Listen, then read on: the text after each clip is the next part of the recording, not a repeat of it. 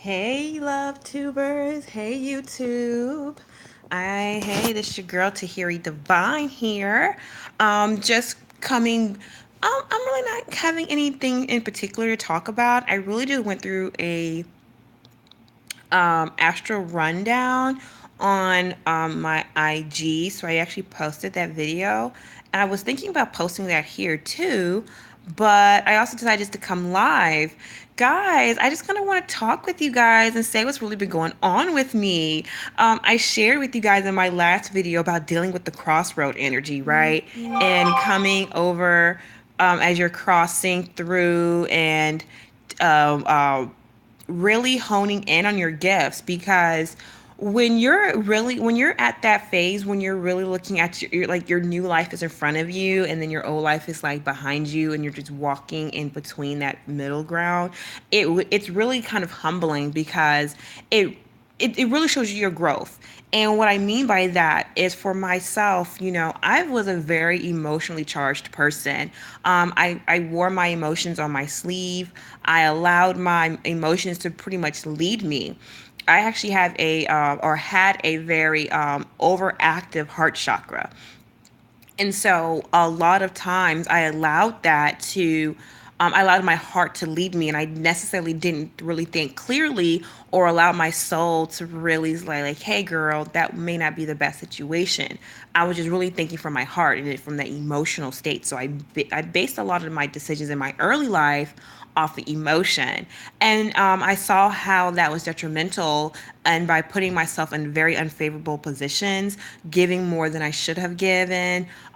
Even recently, I want to say it was a test for me to say, hey, are you really ready? And I oversell sometimes. And it's because I'm trying, like, I don't know if it's because I'm a Venus in Leo. So does that, I think that adds to the aspect of sometimes overselling. I'm not trying to, but I like to be a giver, and I like to give. But my it's so funny because when I pulled my cards a few weeks ago, as far as my oracle cards from my Sacred Rebel deck, it was like you have to receive. Learn to receive, girl. And that was something that was really tough for me because it came from an aspect of me not being able to receive or unwilling to receive. Gosh, I'm really cold in this house. Oh, anyway, so this aspect of me not receiving came from a sign, this place of unworthiness. And when we're dealing from an aspect of unworthiness, it really does block us from receiving all that the universe has for us, and then receiving from what other people. I've always kind of felt like, before I was, oh, thank you guys for coming in. Definitely come in the chat. I don't know if I can see the chat right now. Okay, I can see it.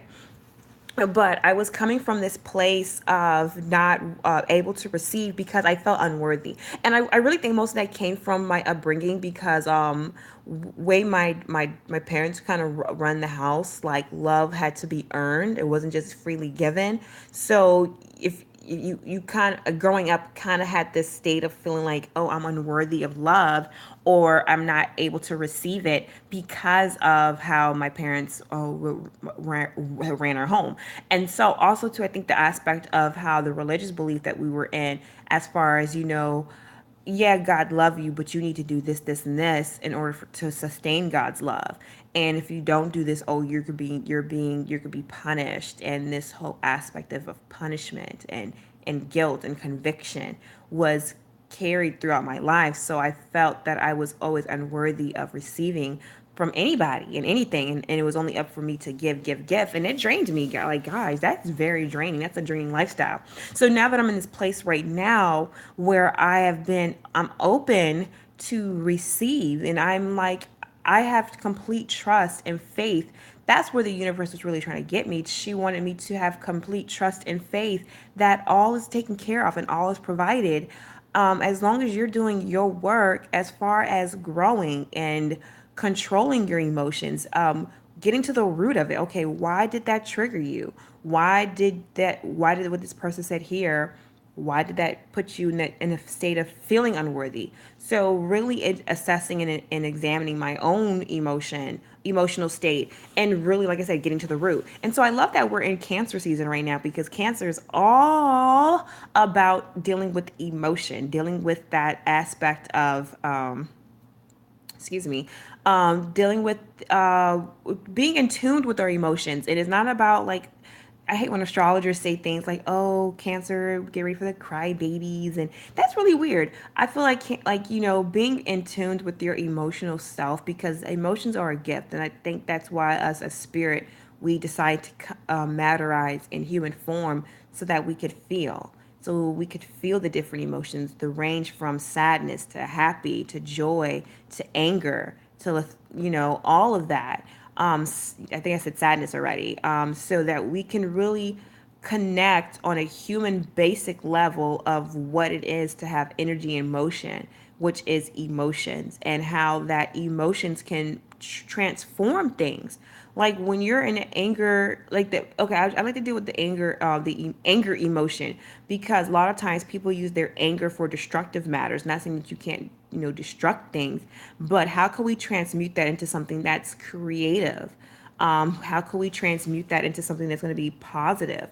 Like, yeah, breaking dishes may make you feel better right now, but how did that really help you? So I mean, I'm not against breaking dishes. I'm all about, getting in a room by yourself and tearing some shit up. Cause I can tell you, sis can tear some shit up. But I've learned better ways to transmute that energy for myself. Use that passion, that energy into a ritual. Use that into a writing, into composing a new piece of art. How can we transform and manifest this into our greatest and highest good, and then not allow it to lead us? Definitely feel it, but not be led by it. And so that was really what my crossroads was, for me, was really honing in on my emotional side and not allowing that to drive me. And it's so funny because I pulled the Chariot card a few times before, letting me know, hey, girl, don't allow your animalistic or emotional body to be the ruler. You're still, at the end of the day, you're still the head, and you say what it is that you will do, and nobody made you do anything. It's all choice. And that's for all of us to know that everything's a choice. Nobody can make me, like, you made me angry. No, you chose anger and you felt it, or you chose sadness, or you chose joy. So every emotion is a choice. You can allow it to come in, or you can suppress it. And I would always say it's best to allow that emotion to feel, and then definitely is it introspect on why you feel what you feel. But I just wanted to share that quick video. I didn't want to be here with you guys long. I just wanted to share that because that was on my mind. And I'm tired, guys. I'm really tired. Gosh, it's just been a tiring weekend. And I know we got this full moon coming up. So I just need to prepare myself and get rested. But thank you guys for tuning in. Until next time, you can find me on all my social sites as Tahiri Divine. And talk to y'all later.